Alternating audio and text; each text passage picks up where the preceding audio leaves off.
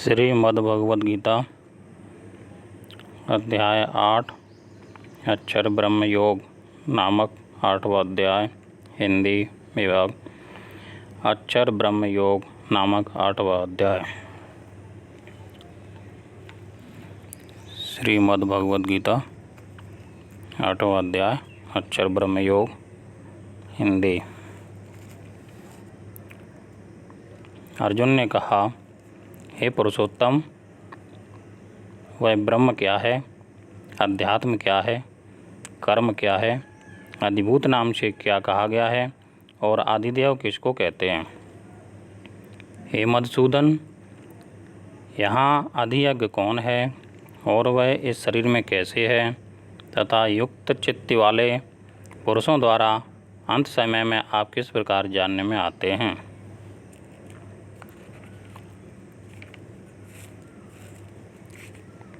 श्री भगवान ने कहा, परम अक्षर ब्रह्म है। अपना स्वरूप अर्थात जीवात्मा अध्यात्म नाम से कहा जाता है तथा भूतों के भाव को उत्पन्न करने वाला जो त्याग है वह कर्म नाम से कहा गया है। उत्पत्ति विनाश धर्म वाले सब पदार्थ अधिभूत हैं। हिरण्मय पुरुष आदिदेव है। और हे देहधारियों में श्रेष्ठ अर्जुन, इस शरीर में मैं वासुदेव ही अंतर्यामी रूप से अधियज्ञ हूँ। जो पुरुष अंतकाल में मुझको ही स्मरण करता हुआ शरीर को त्याग कर जाता है वह मेरे साक्षात स्वरूप को प्राप्त होता है, इसमें कुछ भी संशय नहीं है। हे कुंती पुत्र अर्जुन, यह मनुष्य अंतकाल में जिस जिस भी भाव को स्मरण करता हुआ शरीर का त्याग करता है उसको ही प्राप्त होता है, क्योंकि वह सदा उसी भाव से भावित रहता है। इसलिए हे अर्जुन, तुम सब समय में निरंतर मेरा स्मरण कर और युद्ध भी कर। इस प्रकार मुझ में अर्पण किए हुए मन बुद्धि से युक्त होकर तू निसंदेह मुझको ही प्राप्त होगा। हे पार्थ, यह नियम है कि परमेश्वर के ध्यान के अभ्यास रूप योग से युक्त दूसरी ओर न जाने वाले चित्त से निरंतर चिंतन करता हुआ मनुष्य परम प्रकाश रूप दिव्य पुरुष को अर्थात परमेश्वर को ही प्राप्त होता है।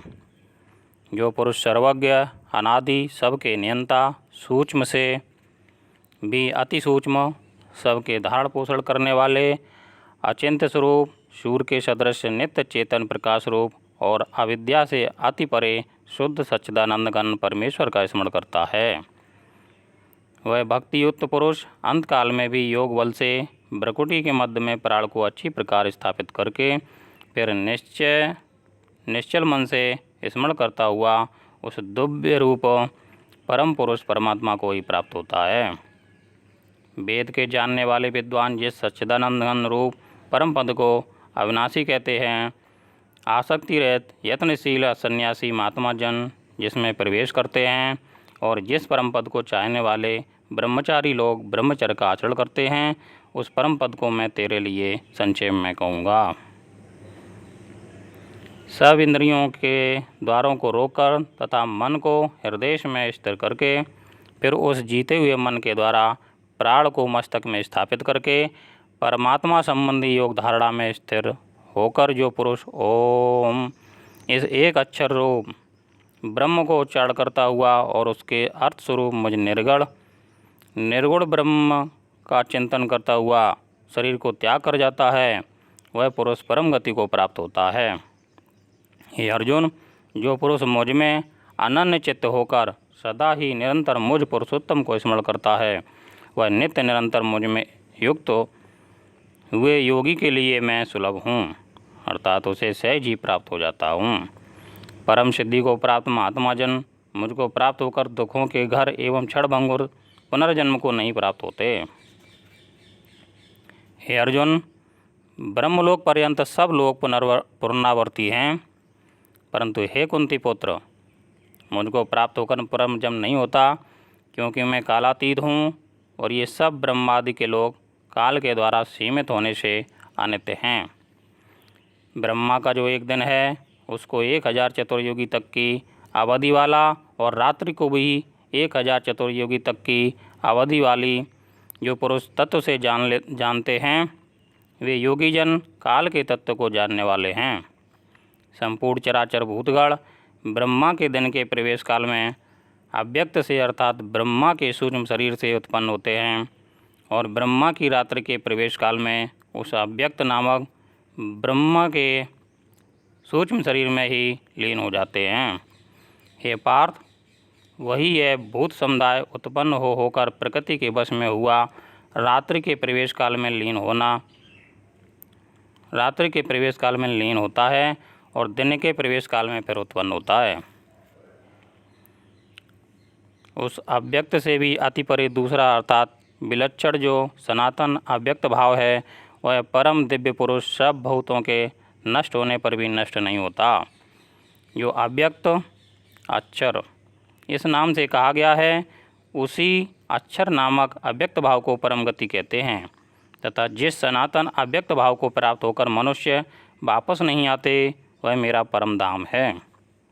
हे पार्थ, जिस परमात्मा के अंतर्गत सर्वभूत हैं और जिस सच्चिदानंद घन परमात्मा से वह समस्त जगत परिपूर्ण है, वह सनातन अव्यक्त परम पुरुष तो अनन्य भक्ति से ही प्राप्त होने योग्य है। हे अर्जुन, जिस काल में शरीर त्याग कर गए हुए योगी जन तो वापस न लौटने वाली गति को और जिस काल में गए हुए वापस लौटने वाली गति को ही प्राप्त होते हैं, उस काल को अर्थात दोनों मार्गों को कहूँगा। जिस मार्ग में ज्योतिर्मय अग्नि अभिमानी देवता है, दिन का अभिमानी देवता है, शुक्ल पक्ष का अभिमानी देवता है और उत्तरायण के 6 महीनों का अभिमानी देवता है, उस मार्ग में मरकर गए हुए ब्रह्मवेत्ता योगी जन उपयुक्त देवताओं द्वारा क्रम से ले जाए जाकर ब्रह्म को प्राप्त होते हैं। जिस मार्ग में धूम अभिमानी देवता है, रात्रि अभिमानी देवता है तथा कृष्ण पक्ष का अभिमानी देवता है और दक्षिणायन के 6 महीनों का अभिमानी देवता है, उस मार्ग में मरकर गया हुआ सकाम कर्म करने वाला योगी उपयुक्त देवताओं द्वारा क्रम से ले गया हुआ चंद्रमा की ज्योति को प्राप्त होकर स्वर्ग में अपने शुभ कर्मों का फल भोग कर वापस आता है। क्योंकि जगत के ये 2 प्रकार के शुक्ल और कृष्ण अर्थात देवयान और प्रत्ययान मार्ग सनातन माने गए हैं। इनमें एक के द्वारा गया हुआ जिससे वापस नहीं लौटना पड़ता, उस परम गति को प्राप्त होता है और दूसरे के द्वारा गया हुआ फिर वापस आता है अर्थात जन्म मृत्यु को प्राप्त होता है। हे पार्थ, इस प्रकार इन दोनों मार्गों को तत्व से जानकर कोई भी योगी मोहित नहीं होता। इस कारण हे अर्जुन, तुम सब काल में समबुद्धि रूप योग से युक्त हो अर्थात निरंतर मेरी प्राप्ति के लिए साधन करने वाला हो। योगी पुरुष इस रहस्य को तत्व से जानकर वेदों के पढ़ने में तथा यज्ञ तप और दान आदि के करने में जो पुण्य फल कहा है, उन सबको निसंदेह उल्लंघन कर जाता है और सनातन परम पद को प्राप्त होता है। ओम तत्सदिति श्रीमद्भगवद्गीतासु उपनिषत्सु ब्रह्मविद्यायां योगशास्त्रे श्रीकृष्णार्जुन संवादे अक्षर ब्रह्म योगो नाम 8वां अध्याय।